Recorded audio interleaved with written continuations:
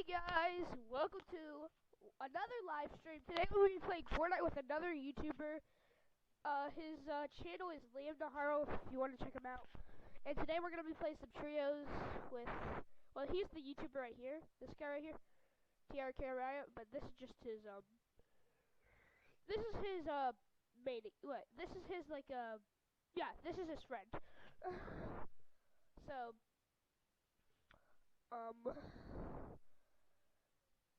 let's just get into it. Yeah. All right. Let's go! Oh, by the way, copyrighted music should be turned off. So, let's see. Oh, you guys can hear. Oh, I can't even hear. Oh,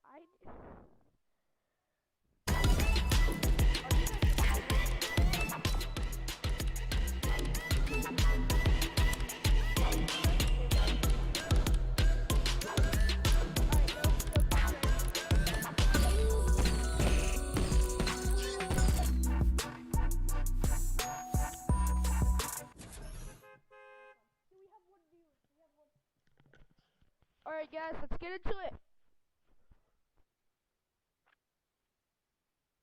Alright, so we're gonna do our best to get the win. If you guys are probably wondering like I have this up right now, so I'm talking to you like this. Oh, straight out.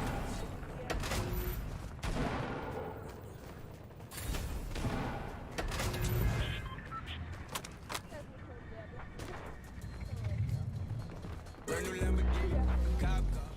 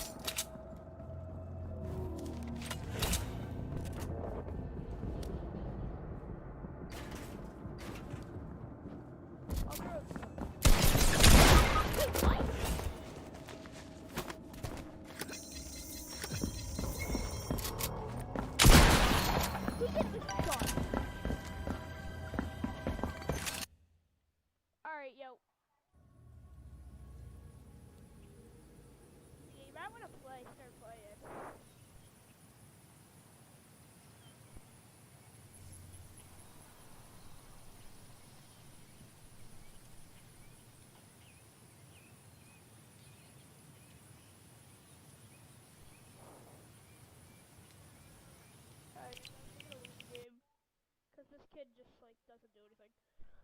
We had our teammate just yeah, he's our teammate, but he's like not even doing anything. So like, yeah, he has. Hey, yo, how did I get that? Hey, how did I get that? That? I got it free. Wait, how did I get that? Free. Wait, I got this for free.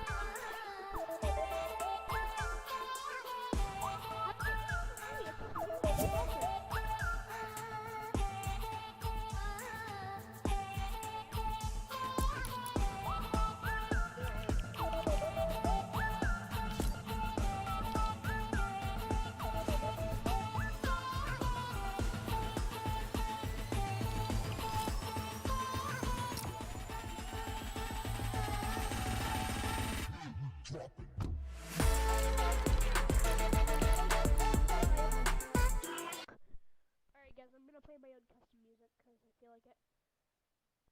Alright, yo. You guys ready?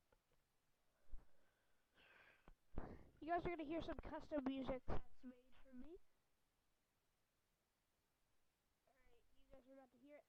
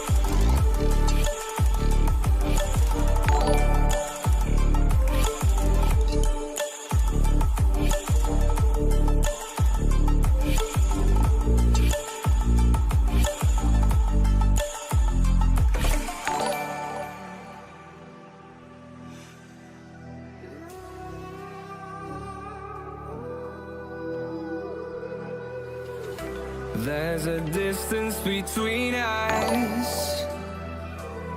It's getting hard to reach out.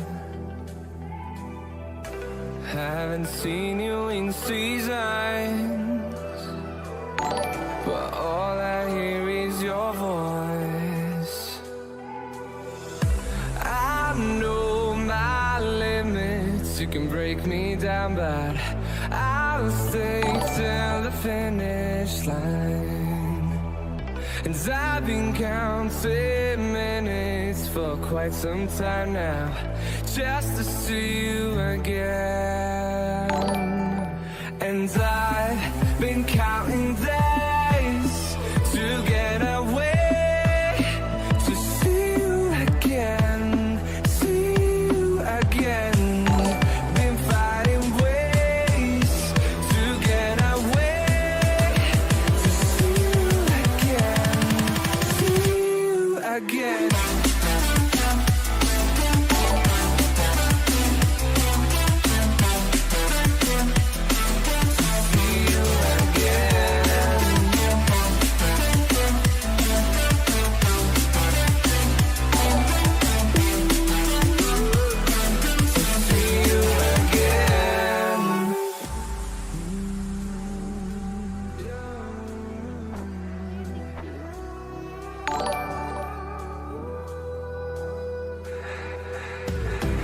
We got millions of reasons to let it all go. Hope we're not too broken. I know I'm not always strong, and I've been counting days to get away, to see you again, see you again.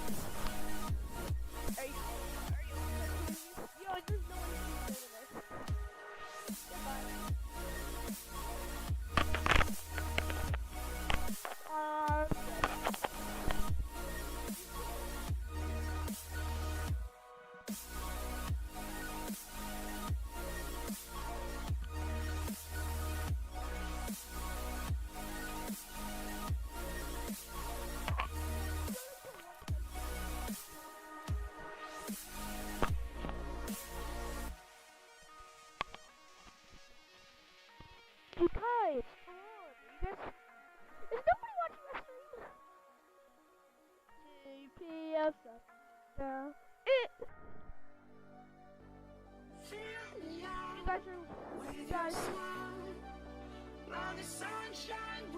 guys be happy of what?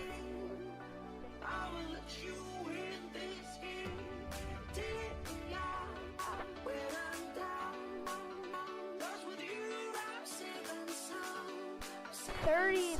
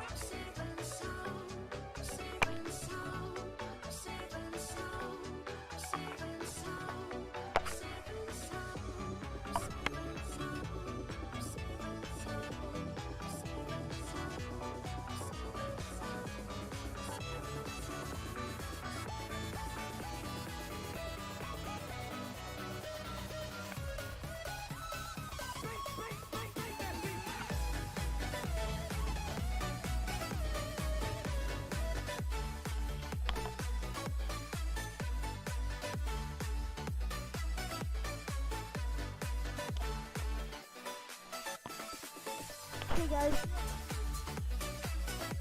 I try to get it up.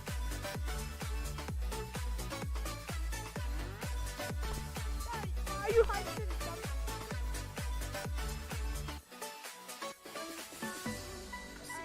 We will be right back.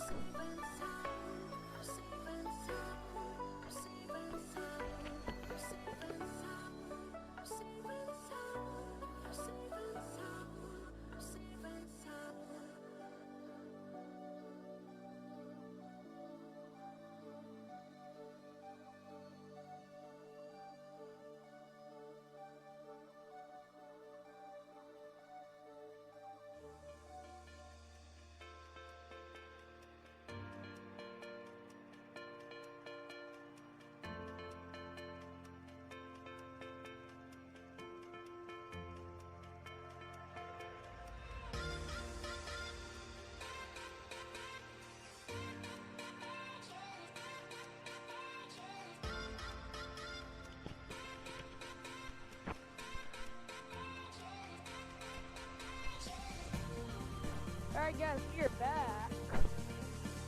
Alright, let's play.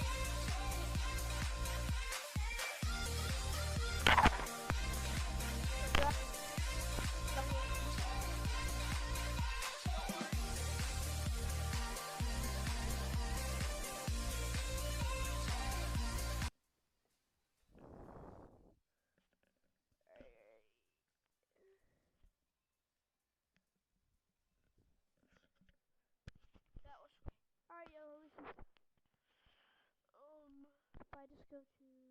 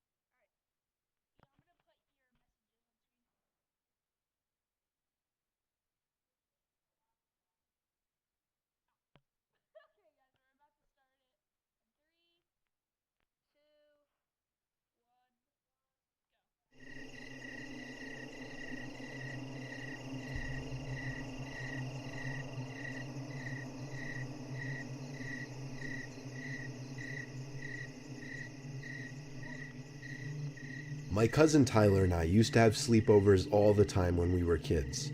Always at his house though, because he had the cool house. Back then, before cell phones and modern video games, kids actually used to do normal kid things, like for example, we both loved to play hide and seek at night. One time when we were 9, both our parents were going out for a night in Atlantic City, so they had my other cousin, Tyler's older brother Joe, keep watch on us. An hour into the night, however, Joe told both of us he was going out and not to tell Mom. Tyler and Joe would commonly do this because it mutually benefited them.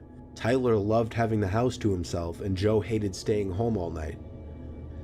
By the time he left, it was already a little later in the night, like 9 o'clock.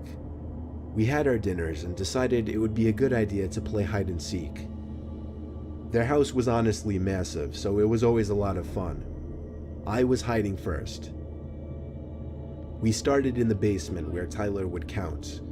We had a rule that we couldn't use any house lights, only flashlights. Our reason for this was because it just made it cooler.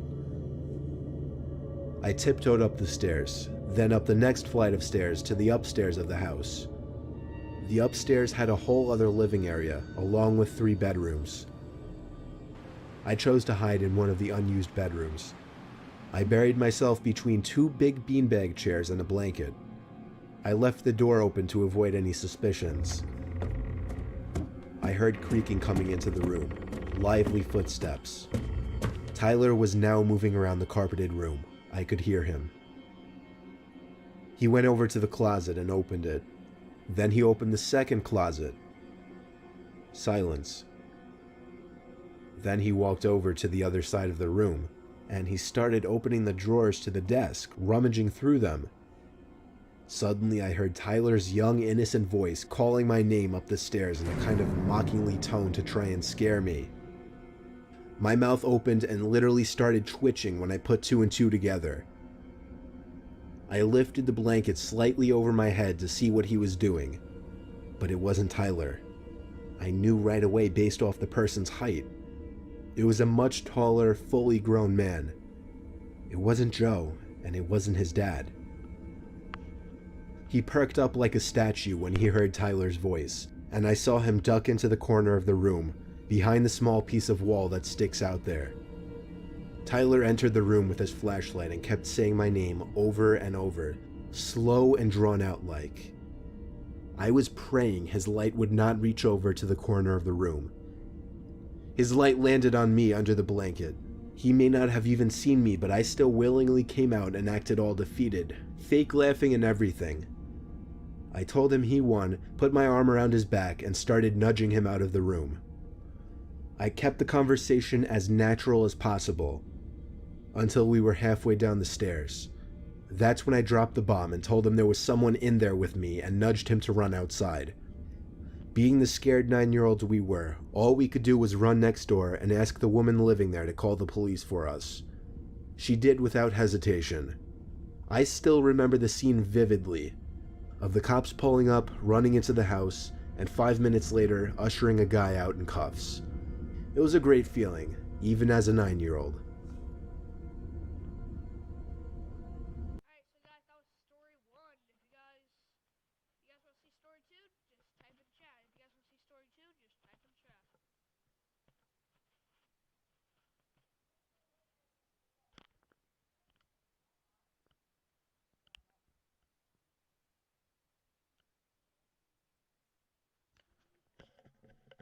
Yeah, guys, so if you guys type in chat if you guys do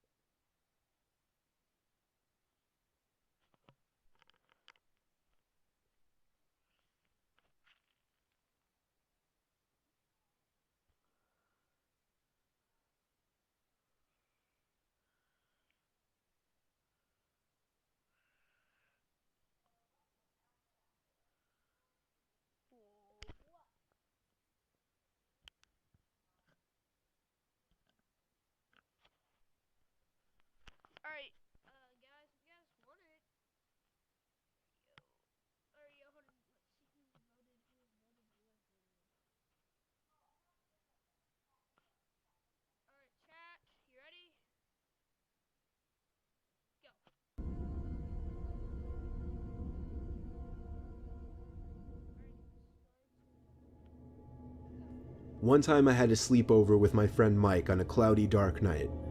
There was a slight drizzle and occasional lightning. We were 13 years old. Mike lived on a dead end with one other house next to it. Across the street was a field surrounded by trees, and his backyard led to a forest. Mike and I were up late, much after his dad went to sleep. His dad's room was all the way upstairs. Mike's room was on the lower level of the house by the den, so the den was where we would hang out mostly to just play GameCube. A knock at the backyard window interrupted our game. The blind was shut, so we couldn't see outside. Mike ran to go open the blind. I told him not to, but he did anyway. As he did, I shut off the TV and lamps because I didn't want to be seen. Now that it was dark in the den and slightly brighter outside, we could slightly see outside and see that there was nothing but grass in the visible distance. A small flash of lightning confirmed that there was nothing but wet grass in all directions. We sat in the den with the lights off for a while, just waiting for something else to happen.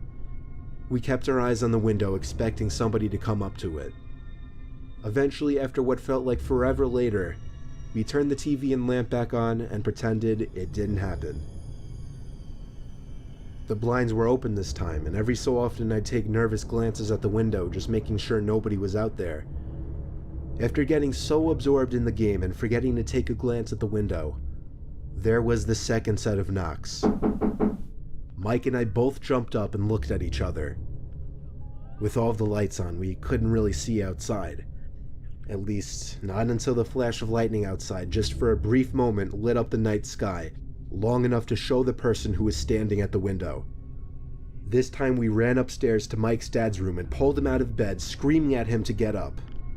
The three of us ran out to the backyard in our coats and shoes, turning the backyard light on the way and also taking along flashlights.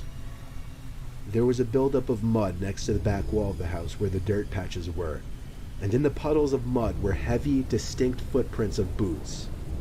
We followed the footprints as far as we could, but as the mud faded away, so did the footprints. We searched high and low for anybody. We even went around front and then out into the woods. There was nobody. We all went to sleep, Mike and I in the den. I couldn't sleep though, I was terrified. Of course, the blinds were shut to the window and back door now. Just as I was anticipating it, there was a third set of knocks at exactly 12:15. I remember that number. Me and Mike both jumped from the couches and ran upstairs to his dad's room once again. This time he ran outside alone and told us to call the cops. He returned soaking wet, having found nobody. The cops came for nothing because there was really nothing they could do. The knocking didn't happen again though, and I also never slept over Mike's house again. Ever since that day, his den just always gave me the creeps.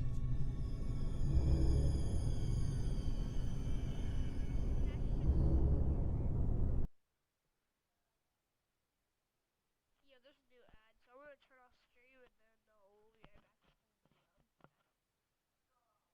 Don't worry about the starting soon sign, guys.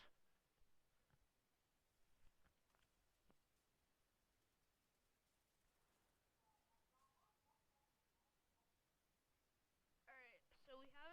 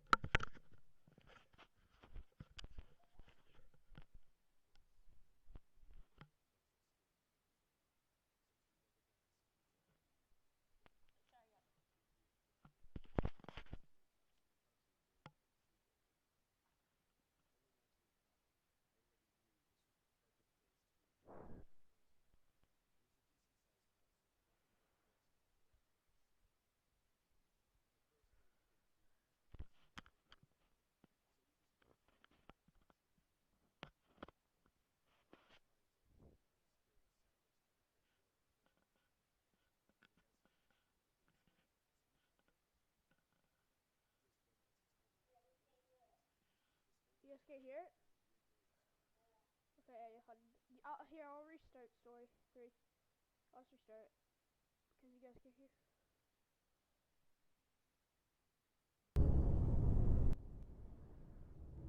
Thank you guys. Now you guys I can hear used it. to be close friends with a kid named Chris. He moved away across the state when I was 8. Since we never got to see each other anymore, I got my mom to agree to drive me all the way over to Chris's new house in the country for a weekend sleepover. Pulling onto his property, I already knew this was the perfect place to do anything outdoorsy. It was a decent-sized house with nothing but woods in all directions. The first day we didn't do much because I got there late anyway, so we just talked for a while and watched a movie. A couple of times I'd think that I was hearing sounds coming from below the floor. I would ask him, "Do you have a basement? Is someone down there?" Chris went on to tell me that there was no basement and that his whole family had been hearing weird noises coming from down there for a few days, and they planned on having some inspector over to check it out. The next day was partly cloudy and warm, so we planned on spending most of the day outside. I convinced him to go for a walk in the woods just to explore. After all, this was all kind of new to him as well. Conveniently, there was an opening into the woods that almost seemed to have meant to be a path. So as we were walking over to it, Chris's foot hit something that made a metallic kind of thud sound. His foot hit a rusty old cellar door. He said he didn't know about this, neither did his dad. He bent down and pulled it open, and it made an ear-piercing squeal as the rusty door turned on the hinges. It was the definition of pitch black down there, but it seemed a ladder led down a very narrow tunnel. Neither of us dared to step foot down there. If there's bones Suddenly, there, a sound I'm echoed up the already. tunnel, like the sound of something dropping onto a hard floor. And then metallic sounds echoing up the tunnel, getting closer. As soon as we realized it was the sound of somebody climbing up the ladder, we ran to get Chris's father, who was shocked to see what we had found.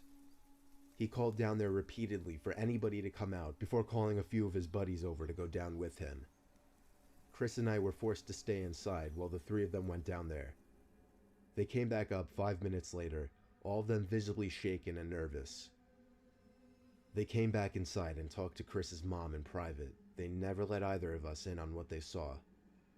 Apparently cops showed up as well, but we were forced to stay in Chris's room, so we couldn't watch any of it.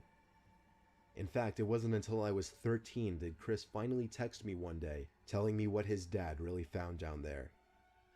3 full body bags tucked away in a corner, an old cot, broken beer bottles everywhere, and the smell of freshly smoked pot. Chris told me that when we heard something down there, we probably heard whoever was living down there, and whoever was responsible for those dead bodies.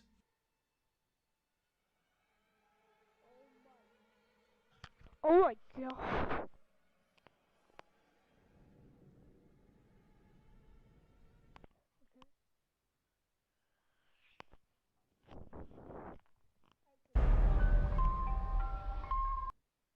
Do you guys want to go?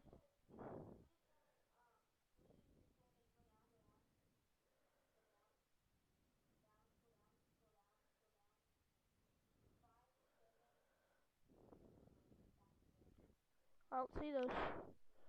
These?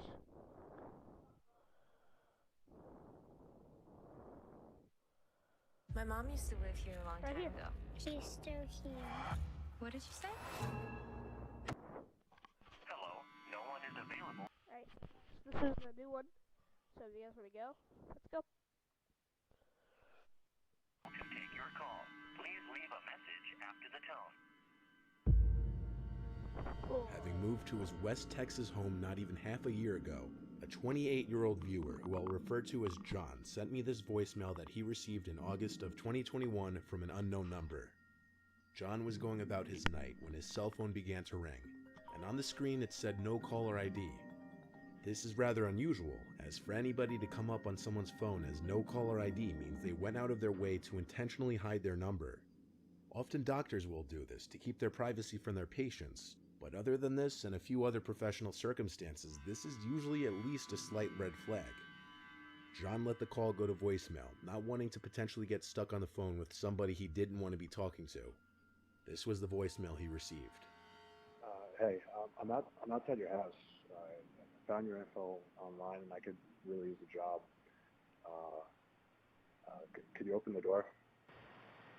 The message was short but direct.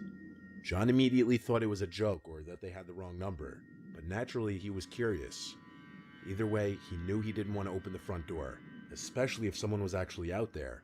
But the man saying that John found his info online made him open up Google and search his own name. The second result on Google led to an online corporation database that listed all of John's public info, including his first and last name, phone number, and new home address. John is self-employed, but for the purpose of tax benefits, he started an S corporation in his name, literally with his name in the title of the business. This means his S Corp, along with his name, would eventually be listed on numerous online corporate database websites. Coming to this realization, the voicemail suddenly seemed more legitimate. John went downstairs and inched closer to the front door, trying to be quiet. Someone started to bang on the front door, and a voice from the other side was saying something, but his voice was muffled.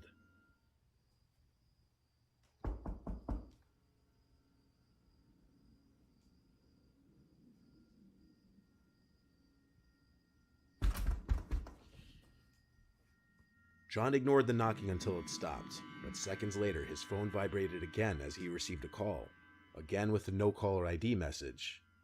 He ignored it again, incredibly scared. Another voicemail was left. This time there was no talking in it though.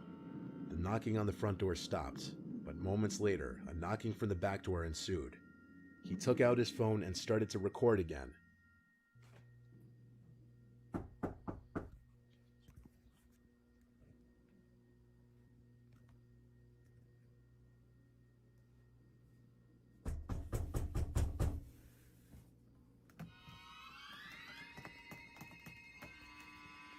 As he turned on the lights, revealing the silhouette on the other side, the situation became even more real for John. The guy called one more time, and Joe picked up, saying, "I have a gun, and I already called the police." The man on the other end claimed he was just looking for work, and he apologized and hung up. Then the knocking ceased. John contacted the websites displaying his personal information the next day, but they refused to remove the info. So he went through the process of changing his business name to no longer include his actual name. It's very unlikely anybody who's knocking on both your front and back door late at night and calling your number anonymously is there just looking for a job. If John opened the door, this probably would have had a much different outcome. This was the voicemail received by the girlfriend of viewer Alex Azeri. Alex's girlfriend reached out to him right after hearing it for the first time to get his opinion on it, since his name could slightly be heard in there, to which all he could offer was equal confusion and concern. He assumed it was one of his friends pranking him at first, but after reaching out to all of his friends, they all claimed it wasn't them, and each of them thought it was equally creepy.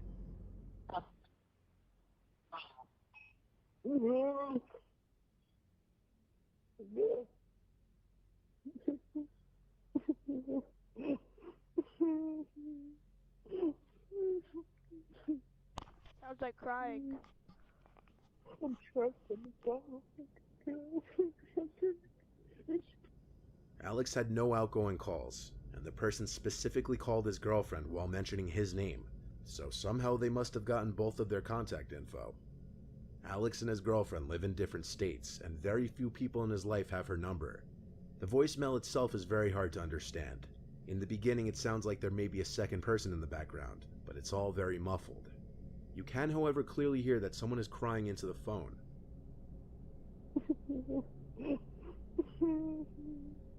I'm trapped in the dark.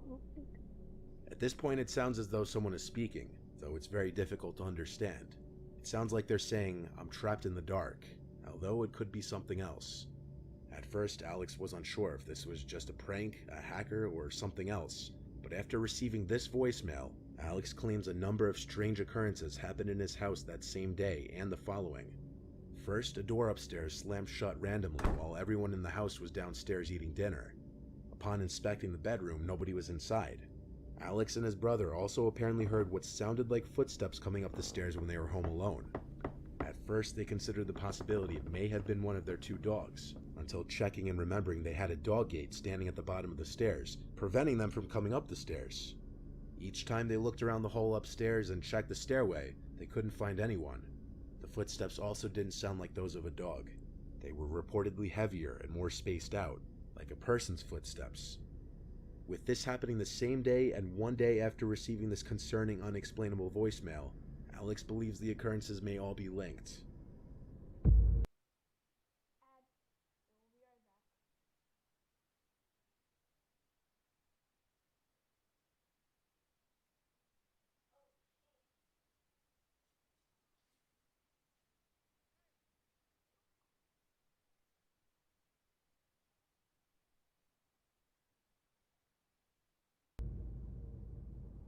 In this video you're about to watch, a couple briefly documents they're listening to two creepy voicemails received on the husband's phone. Hey man, how are you? How you doing? Good. Ready for the big trip? Ready for the big trip. Okay, that sounds good. They had been receiving strange voicemails for weeks already, both on their cell phones and on the landline. In this video though, the man's phone doesn't even ring. He just gets two straight to voicemail notifications. No phone number or any contact details attached to the voicemail.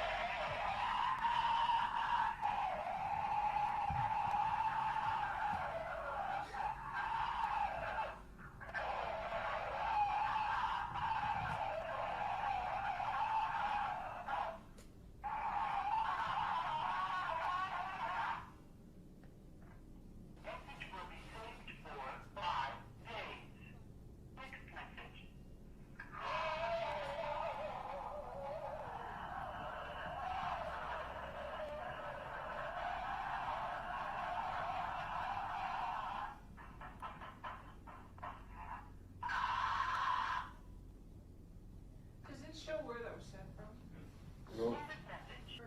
I was just sitting where you were, and my voicemail just went off. No ringing, nothing. It just and that like last Tuesday, that was about it was about a 5-minute voicemail on the Okay, home so that's phone, what your kind of the mother-in-law same heard thing. too, right? Yeah. I called out. So The couple inquired about the calls from the phone company as well, both before and after this video. However, they did not have any records of the audio.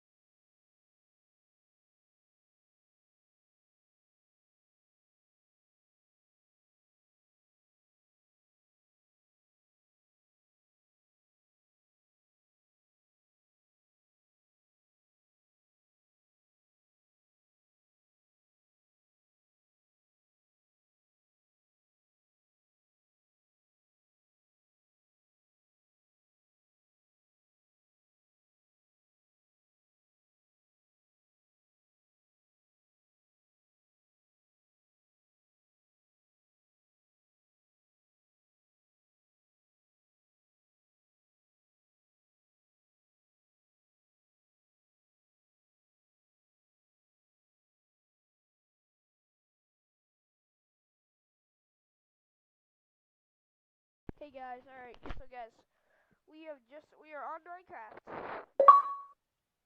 Oh guys, I don't want you guys to see my contact information, okay?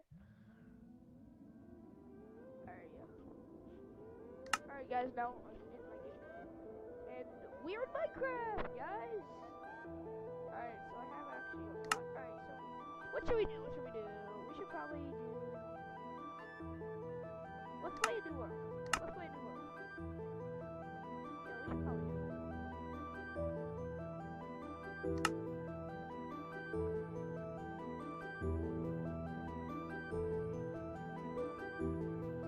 Alright, so we're gonna join one of my friends' world, as it says. Alright, so guys, we're going to end the stream with